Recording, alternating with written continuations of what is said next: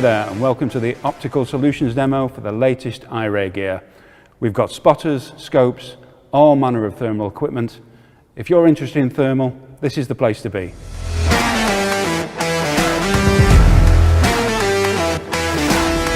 Let's kick things off with the entry-level InfiRay units. We've got the E2N and the E3N. Very impressed with both. I've reviewed both units side by side. It wasn't until quite a way into the review that I actually realised this has a smaller sensor than this unit. You don't notice initially. On closer inspection, after you use it a little while, this one there's a little bit more detail, there's a little bit more reach to it. But this is a great product for the price. So the primary difference, this one has a slightly smaller lens, slightly smaller sensor. This one, larger lens and larger sensor. This is great, rimfire ranges, that sort of distance, perfect. It's really nice, really bright. Great field of view. This unit, same with the field of view, just a little bit more clarity. Has a little bit more reach. If you're going for ID rather than, say, straight detection, you'd probably go for this unit. But both are equally good, I think. Ideal choices for the beginner. Great for rimfire range and generally a great little backup thermal. Now let's have a look at the medium range. Upgrading to the medium units, we've got these two. The E3 Plus and the E3 Max. Primary difference, much larger lenses on both. You've got a lot more reach, you can ID things further out, and that's the primary advantage with them. More clarity, more reach essentially. For this one, this is my favourite, the E3 Plus. All the Plus units in the InfiRay range are my favourites. They have the widest field of view by quite a way. If you're shooting at close range, you're in woods, you're covering smaller areas, you do need a little bit more field of view. This one has more reach. If you're shooting over large expanses of land, you really have to reach out a bit of a distance. A great choice, but a little bit tighter, a little bit tighter. Final trick that these two units have, built-in recording, so you can actually record your adventures while you're out and about. Great units, great choices.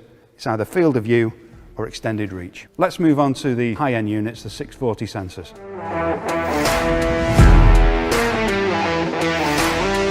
Okay, we're moving on to the big boys. This is the 640 sensor setup for both these units. We've got the E6 Plus and the E6 Pro. Similar kind of format to the previous mid-range units. Primary difference, lens size. This one, extended range, great for IDing at longer distances. This, again, my favourite in the Plus series, perfect for closer range stuff. 640 sensor, much sharper, much clearer. They're a big upgrade, but they're worth it. Long range, perfection. This one, a little bit closer in.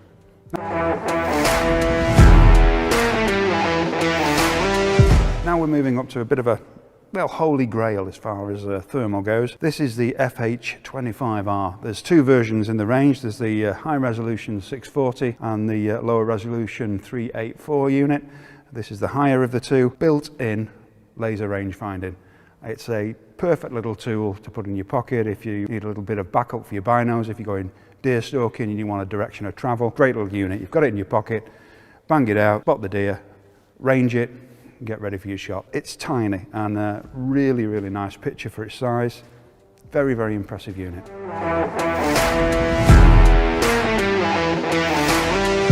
Okay, if you're looking to turn a traditional day scope setup into thermal, this is the clip. It's a great solution. Simply, you just pop that on there, throw the switch, power up, and you've got thermal on your existing setup. It's a great little unit, 384 sensor, no recording. It's basically plug and play for thermal, and as you can see, simple as that, just add on and take off.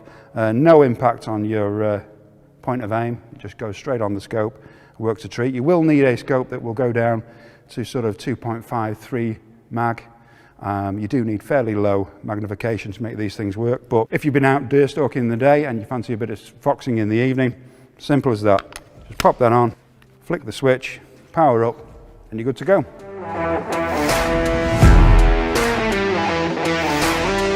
Got two slightly more unusual bits of kit here. We've got the CL19, which is head-mounted thermal unit. You kind of have it one of the military-style hats, tip up, tip down, and gives you thermal. Unusual, definitely.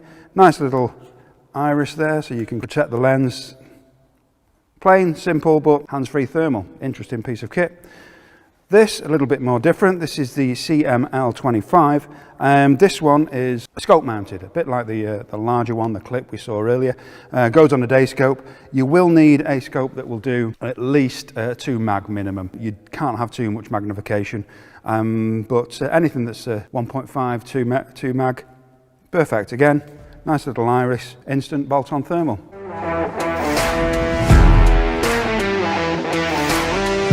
And now we're moving on to the SCT35. There's actually 4 scopes in this family, same sort of body shape, different lenses and so on. With this one you get the 12 micron sensor, so you've got a little bit more reach, a little bit more magnification, built-in video and audio recording, and you've also got Wi-Fi connectivity to the app. So yeah, it's an interesting piece of kit. Okay, so let's move on to the flagship in the InfiRay range, and this is the Rico.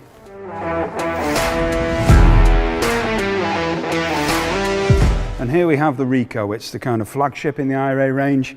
It's their take on the kind of military spec thermal, 50mm and 42mm lens, basically all singing, all dancing. It does video recording, and you've also got audio, links to the apps, there's Wi-Fi connectivity with it. It's a nice heavy duty kind of military spec piece of kit.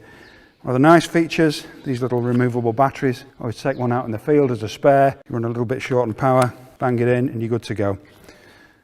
One of the main things about this is Picatinny rail on the side, and that is for the optional laser rangefinder. So you can plug that in, talks to the scope directly, so you can range targets in the field and take your shots. It's an impressive piece of kit.